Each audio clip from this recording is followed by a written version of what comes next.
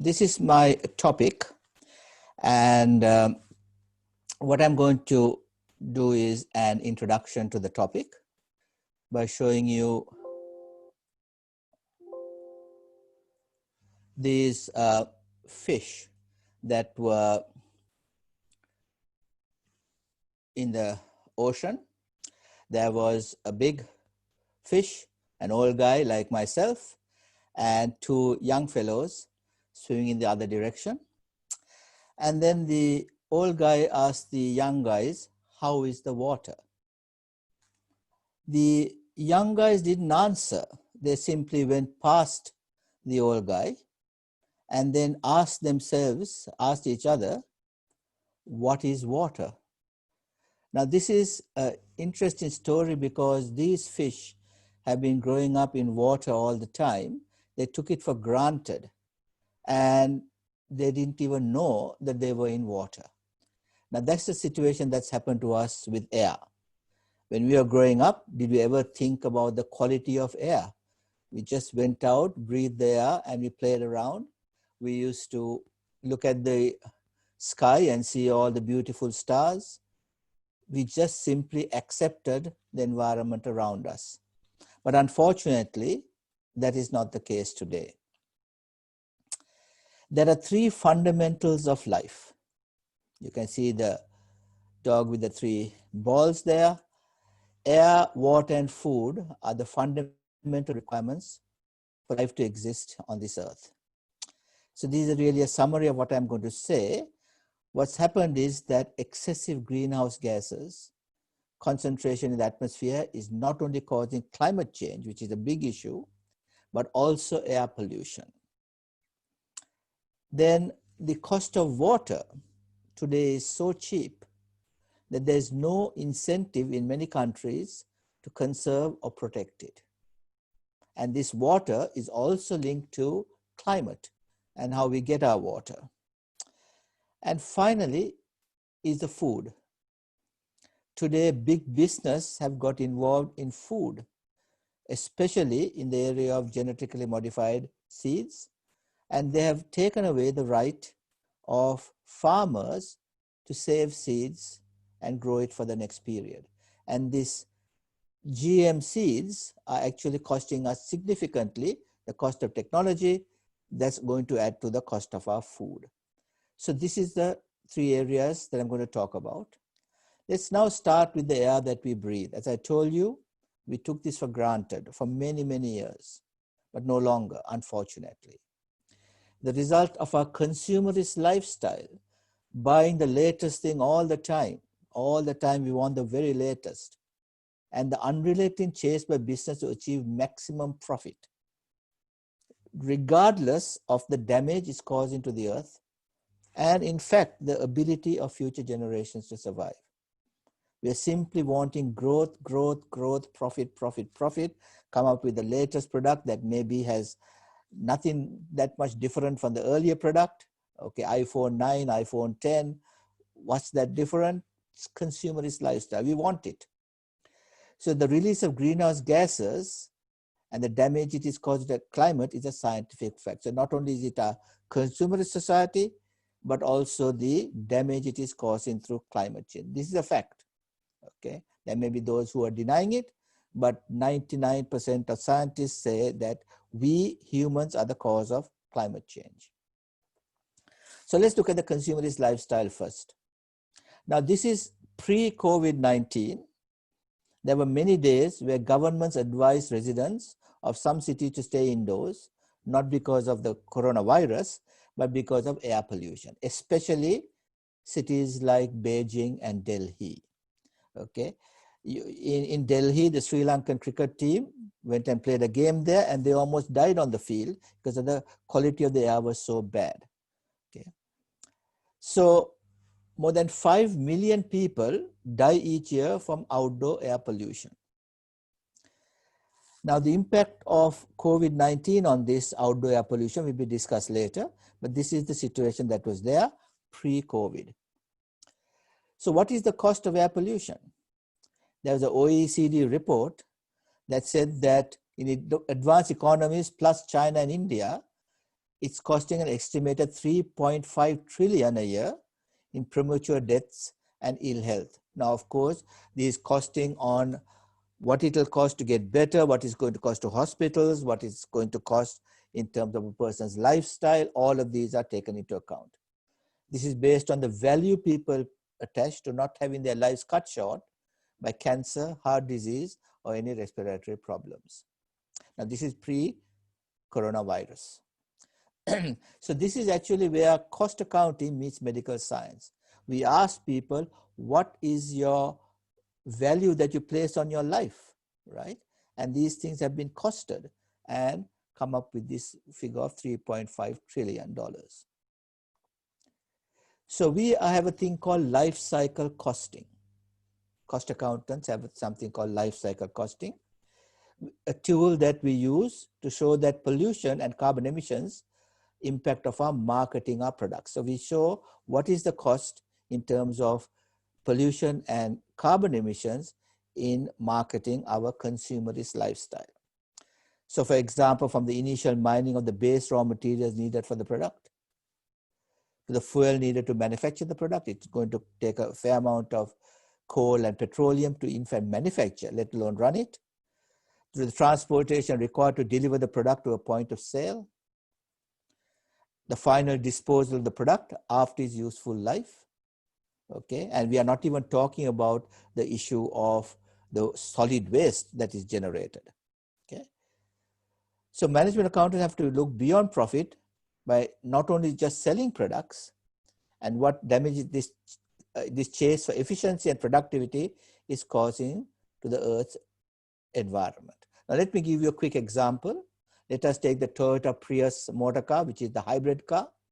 It's supposed to be able to reduce carbon emissions while it's running, and it does. It's significantly good. It uses only 1/3 the petroleum of a normal car. But in terms of mining the material for the battery in Canada, transporting it all the way to China where the battery was manufactured, then sending it to Japan to put it into the car, and transportation to deliver the product to the point of sale, to the salespeople, and then the final waste disposal. If you take the fact of the Prius has very, very difficult to dispose because of its battery and alloys that you use, the entire cost of this, it costs about 5 times more than a normal car, 3 to 5 times more than a normal car. Okay, so the car that's supposed to save the environment, when you do a life cycle costing, you might find that it's in fact doing more damage. So these are the things that management accountants can calculate in the area of life cycle costing. Okay, so now that's the air. Now let's look at water. This is another big issue. If air is a problem, what about water? There are stories of parched farmland without any water. Companies are worried that the global demand for water will soon outstrip supply. The next world war may not be for territory or even oil. In fact, oil production is going down now, as you know. Okay, and you can see that there is even a time when they said, take our money along with our oil. In fact, it was they were going to say, you know, if you take our oil, we pay you money. So that's a situation like that. It's not for long, but that was there. But the next war will not be for oil. It will be most likely for water. Okay. Now, of course, when you talk about water, you must realize that water is there in some state. You don't actually, it doesn't disappear. Water, as any physicist will tell you, doesn't simply vanish from the earth. It exists in a state of flux. As glacial ice, cloud vapor, salted sea, even your sweat can be full of water. Okay, in whatever phase the water that leaves one domain by evaporation, precipitation, consumption, or flow underground, inevitably comes up somewhere else in some other form. Okay, the problem is it's coming up in the wrong areas. Okay. A drought in Australia may result in floods in Jakarta. So because we are doing huge amount of cutting of our forests, we are doing lots of cultivation of our land by taking away the natural growth there. Okay, we are losing the ability to capture this water and put it in the right place where it was raining for centuries, but now it's raining in the wrong place. In fact, if you have all the trees cut in Jakarta, in the forest there and the jungles there, the water that's collected there falls in the middle of the sea rather than in Australia. So this is the problem, okay, with water. So therefore, there is a differential cost of water. Some business leaders and economists say that the solution is simple. The water problem is simple, make them pay for it. Make people pay for the most precious commodity on earth. Already water is being costed and priced, and the differential cost of water around the world is quite significant. Now here's an interesting study, and I apologize for all the Hindus, because this is about a cheeseburger, and you know what a cheeseburger is made out of. Okay. The Water Footprint Network, a non-profit group in the Netherlands, has calculated that to produce 1 half-pound cheeseburger takes 968 gallons of water. One cheeseburger, 968 gallons of water. Okay. Now these are American studies, so it talks in gallons rather than liters. This looks like an amazing, absurd figure, but when the cheeseburger is broken down into its components, the numbers stack up as follows. The slice of cheese requires 24 gallons. That is to get the milk and everything and all of that, 24 gallons. The wheat bun, 19 gallons. The tomato and lettuce, 2 gallons. That's the little piece of tomato there. Small. But what is the big one is the actual cost of the meat. An 8-ounce meat patty, by contrast, requires an estimated 924 gallons to produce, when the amount of water is needed to grow and feed the animal is included. So to feed the animal is included. Now, of course, the study has looked at how many beef burgers you can get out of an animal, and they have calculated this is the amount of gallons required per beef burger. Okay, so obviously we are not paying that sort of price. If all the water came out of a home tap in Perth, Australia, where the water costs US $6.59 per cubic meter, okay, the water cost to produce a cheeseburger would be in the order of $24. 1 cubic meter is approximately 264 US gallons. Okay, so cheeseburger will cost us $24, okay, for that water component of it. The rate in New York City is about $3.27 US dollars, and in Mumbai, India, about 22 cents. So you can see there's a huge differential cost of water. Some of these, especially like in Mumbai, can be also subsidized by the government. This excludes all of the costs such as energy to produce that cheeseburger. So we're only talking about the water costs here. And obviously, a cheeseburger doesn't, not yet anyway, cost us $24 in water cost alone. That is because most of the water is obtained by rain. 70% of water is consumed in agricultural production, and most of that is, in fact, dirt cheap.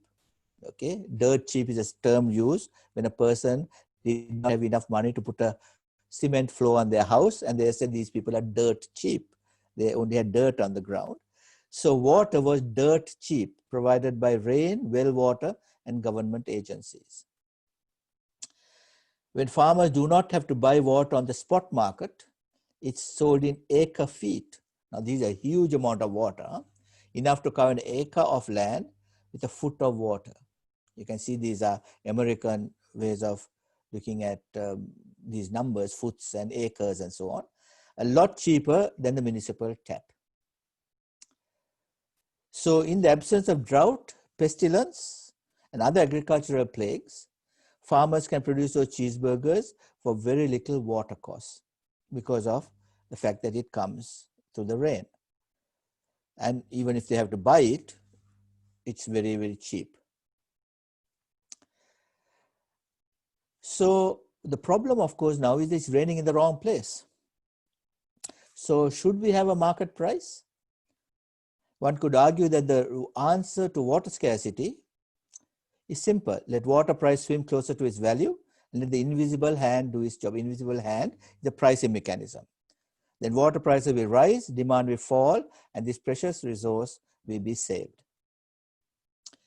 The argument is that if water price was truly reflective of its value, investors would pour in capital for projects ranging from desalination plants to grey water recycling systems to repairs of leaking municipal taps. So if you go in India, Sri Lanka, all the taps often are leaking and wasting water. If there's a water cost to it, a market price, that would not happen. These would help us increase the global supply of fresh water as the world's population soars. Now there's a counter argument to putting a price on water. The counter argument is that the very idea of treating water as a commodity like oil or gas might set off uncontrollable consequences. Access to clear water is a human right. We all have a human right to water. Letting market forces take over, moreover, will put in jeopardy billions of people who barely have enough clean, drinkable water to begin with. You've seen pictures of African people walking miles just to get one container of water.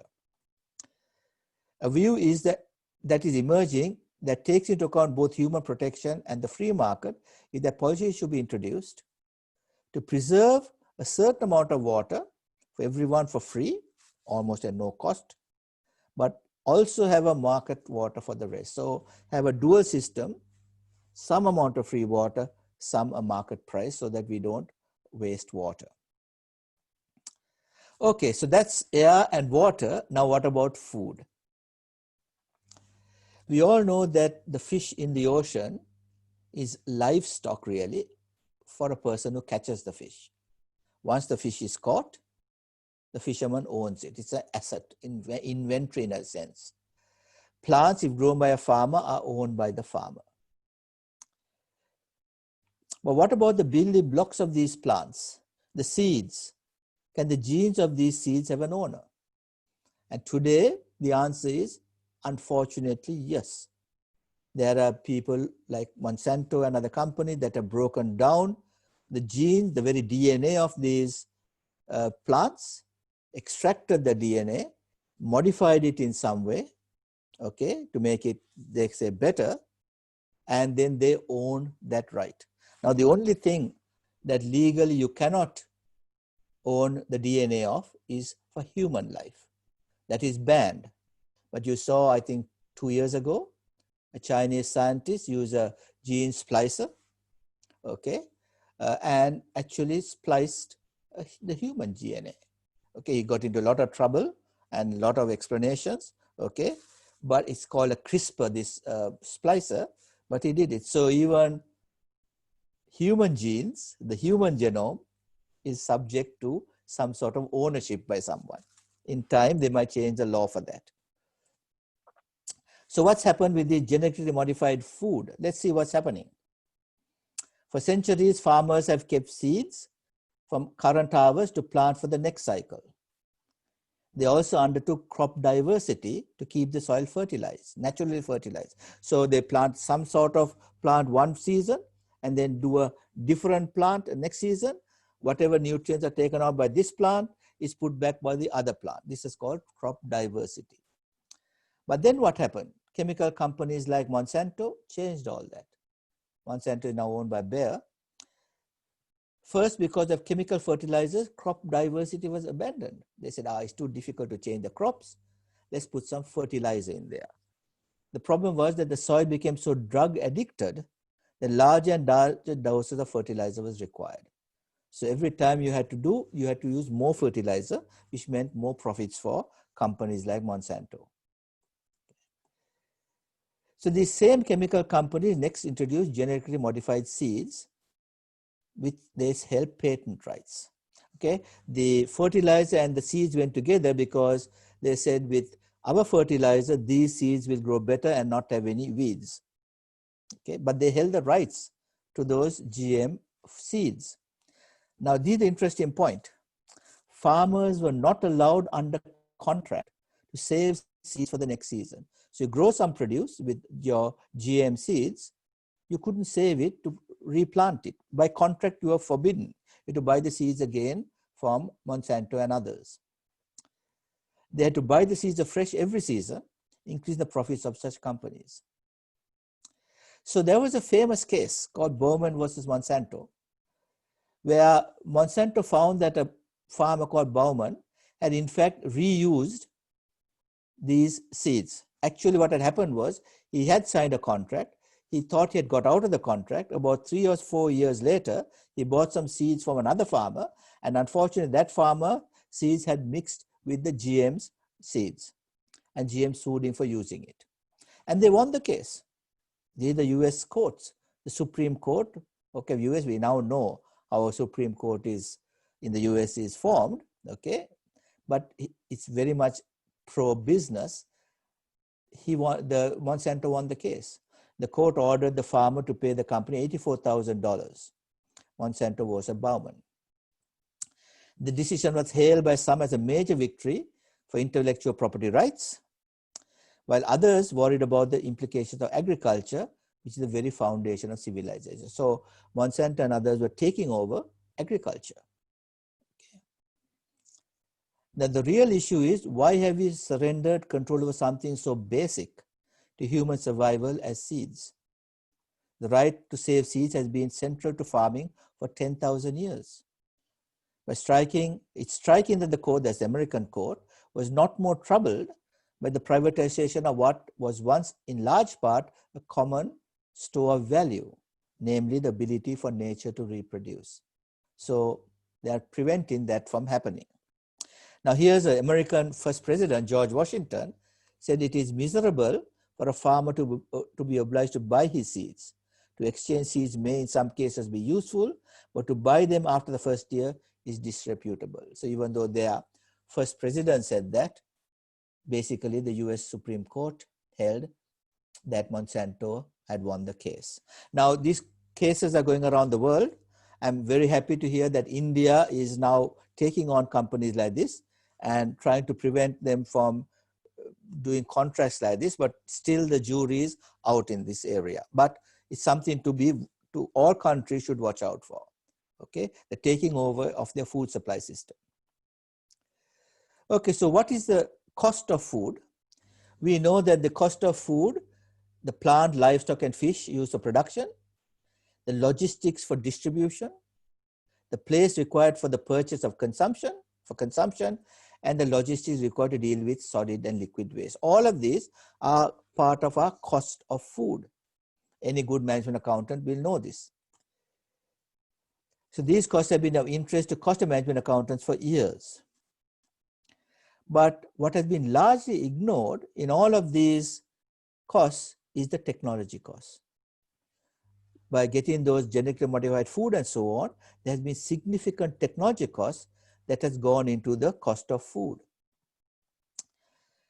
Consolidation in the seed business has left 53% of the global market in the hands of 3 corporations: Monsanto, which is now Bayer, DuPont, and Syngenta. What is often not mentioned is the cost of this monopolistic technology on the price of food. In fact, 70% of the corn and cotton grown in the US is Roundup Ready. Okay, that is a GM food. From 1995 to 2011, the average cost to plant 1 acre of soybean has risen 325%. So they introduced the Roundup Ready soybean in 1996. It's gone up 325% from that time. The cost of planting other crops have also skyrocketed. In the same period, prices shot up 516% for cotton, and corn seeds rose by 259%. So these are all cost of technology beyond what we normally cost as food costs. Okay, so that's the 3 areas. Now let's see, to finish up, what COVID-19 has done. It has resulted in the biggest carbon crash ever. Okay? Ever recorded. No war, no recession, no previous pandemic like the Spanish flu has had such a dramatic impact on emissions of CO2 over the past century as COVID-19 in a few short months. Multiple sources of information indicate that we are now living through an unrivaled drop in carbon output, which is of course very good for climate change, preventing climate change. But even though we will have a massive fall this year, now this is the unfortunate thing, the concentration of CO2 that are in the atmosphere and warming our planet won't stabilize until the world reaches net zero emissions. In other words, there are sources of emissions and sinks of capturing of emissions that has to really become net zero. So here are some indications, okay, from the 1900s. You can see the Spanish flu, the Great Depression, 2 world wars, the oil shocks, the Soviet Union collapse. There were little dips in each of these areas. The financial crash with the GFC, and there has been a dip this year. There's the biggest drop is with these few months, okay, the 2020 forecast. So there has been a drop, but still you can see the trend is still going upwards. Now, the main reason for the reduction is road transport. We might think it is air transport. Air transport has, of course, contributed, but the biggest reason is that we have stayed at home. Okay, we are not going to the shops that much. We just work from home and so on. Okay, lots and lots think that is between 6 to 10 times larger than during the global recession. That is the amount of tons that we have emitted. Okay, and mainly because of reduction in road transport. Mainly because of road transport. According to the IEA global average, road transport activity fell to 50% of the 2019 level by the end of March 2020. So we stayed at home 50%. That's pretty good.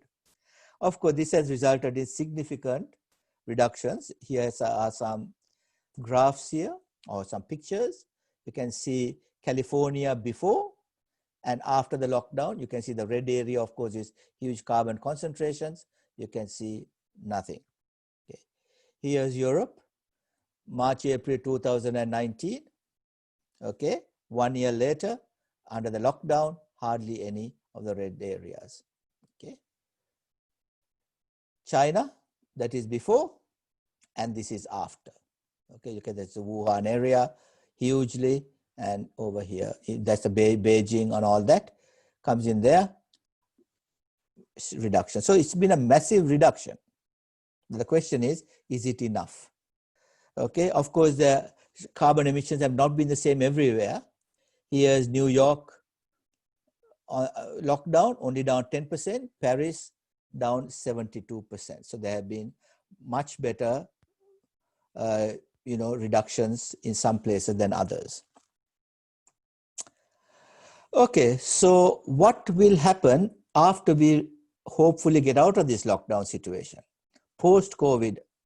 Okay, the problem is that we are still emitting more than 80% of our previous CO2 emissions. That's a massive number. So personal behavior like working from home is not really going to fix the carbon emission problem for climate change. The carbon emission drop that followed the recession of 2009 was followed by a sharp rise of 6% in 2010. So it went down for the global financial crisis, GFC, and it shot up again.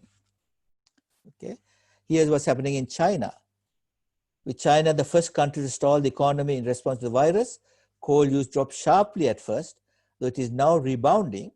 And the expectation amongst energy analysts is that the production this year will be down by only just 1%.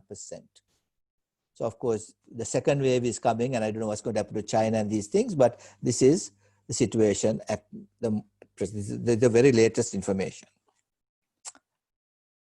Okay, so can we really need to do almost a stay at home and other things almost every year?